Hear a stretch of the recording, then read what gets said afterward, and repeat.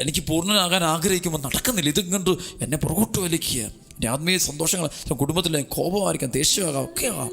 അതുകൊണ്ട് പ്രിയപ്പെട്ട ദൈവമക്കൾ, ചിലപ്പോൾ ചിലർക്ക് ഉറക്കമാകാം, ചില പ്രത്യേകതരം ക്ഷീണം കൊണ്ട്. അപ്പോൾ ഒരു മുള്ളു കിടക്കാം, പ്രാർത്ഥിക്കണം ഭയങ്കര ആഗ്രഹം, പക്ഷെ തളർച്ച വരിക. അപ്പോൾ ഇതൊക്കെ ശരിക്കും പറഞ്ഞാൽ ദൈവം അനുവദിക്കുന്നൊരു പൈശാചിക പീഡനമാണ്. അതതിൻ്റെ നിശ്ചിത സമയമാകുമ്പോൾ അത് വിട്ടുപോയിക്കോളും.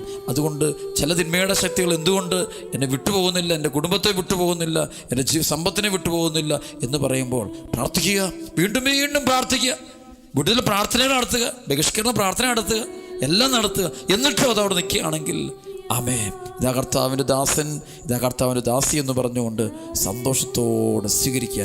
കാരണം അത് ദൈവത്തിൻ്റെ പദ്ധതിയാണ്. ആ ഒരു തകർച്ച, അല്ലെങ്കിൽ ആ ഒരു കുരിശ്, അല്ലെങ്കിൽ ആ ഒരു മുള്ള് ആ വ്യക്തിക്ക് അല്ല ആ കുടുംബത്തിന് ദൈവം കൊടുത്തിരിക്കുന്നത് ആ കുടുംബത്തെ വിശുദ്ധീകരിച്ച് അനുഗ്രഹത്തിലേക്കും കൃപയിലേക്കും കൂട്ടിക്കൊണ്ടുവരാൻ വേണ്ടിയാണ്.